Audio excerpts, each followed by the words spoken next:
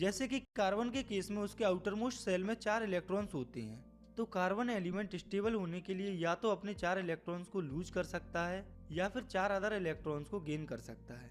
तो अब आप देखिए कि क्या होगा जब कार्बन 4 इलेक्ट्रॉन्स को लूज करेगा और गेन करेगा। तो अगर कार्बन 4 इलेक्ट्रॉन्स को गेन कर लेता है तो वो C4 नेगेटिव एनायन फॉर्म करेगा। तो अब आप देखिए कार्बन ने 4 अदर इलेक्ट्रॉन्स को गेन कर लिया और कार्बन में प्रोटॉन होते हैं 6। लेकिन जब कार्बन 4 अदर इलेक्ट्रॉन्स को गेन कर लेगा तो कार्बन में टोटल 10 इलेक्ट्रॉन्स हो जाएंगे और किसी भी 6 प्रोटॉन वाले न्यूक्लियस के लिए काफी मुश्किल होगा 10 इलेक्ट्रॉन्स को होल्ड करना, क्योंकि कार्बन एलिमेंट्स में 4 इलेक्ट्रॉन एक्स्ट्रा हो जाएंगे। तो अगर कार्बन 4 इलेक्ट्रॉन्स को गेन करता है तो वो C4 नेगेटिव एनायन फॉर्म करेगा।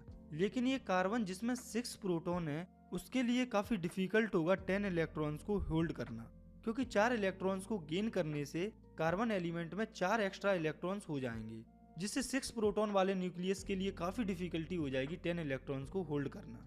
वहीं पर अगर कार्बन एलिमेंट स्टेबल होने के लिए 4 इलेक्ट्रॉन्स को लूज करता है तो वो C4 पॉजिटिव कैटायन फॉर्म करेगा। लेकिन यहाँ भी दिक्कत ये है कि एक साथ 4 इलेक्ट्रॉन्स को लूज करने के लिए काफी ज्यादा एनर्जी की जरूरत होती है और हम जनरली ये एनर्जी दे भी नहीं सकते हैं। और अगर हम ये एनर्जी दे भी देते हैं तो 4 इलेक्ट्रॉन्स के लूज से कार्बन में बस 2 ही इलेक्ट्रॉन बचेंगे, जिससे कि पूरा का पूरा कार्बन एलिमेंट डिसबैलेंस हो जाएगा।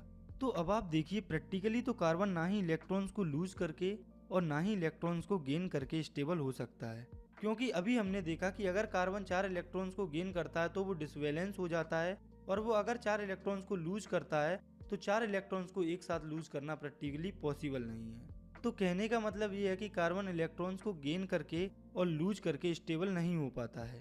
तो कार्बन अपनी इस प्रॉब्लम को सॉल्व करता है अपने इलेक्ट्रॉन्स को शेयर करके दूसरे कार्बन एटम्स के साथ या फिर दूसरे एलिमेंट के एटम्स के साथ। सिर्फ कार्बन ही नहीं, काफी सारे और भी ऐसे एलिमेंट्स होते हैं जो इलेक्ट्रॉन्स को शेयर करके स्टेबल होते हैं और मॉलिक्यूल्स फॉर्म करते हैं।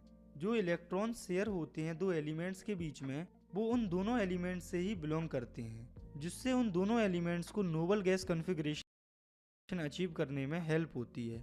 क्योंकि हम जानते हैं हर एक एलिमेंट स्टेबल होना चाहता है और स्टेबल होने के लिए हर एक element noble gas configuration achieve करना चाहता है।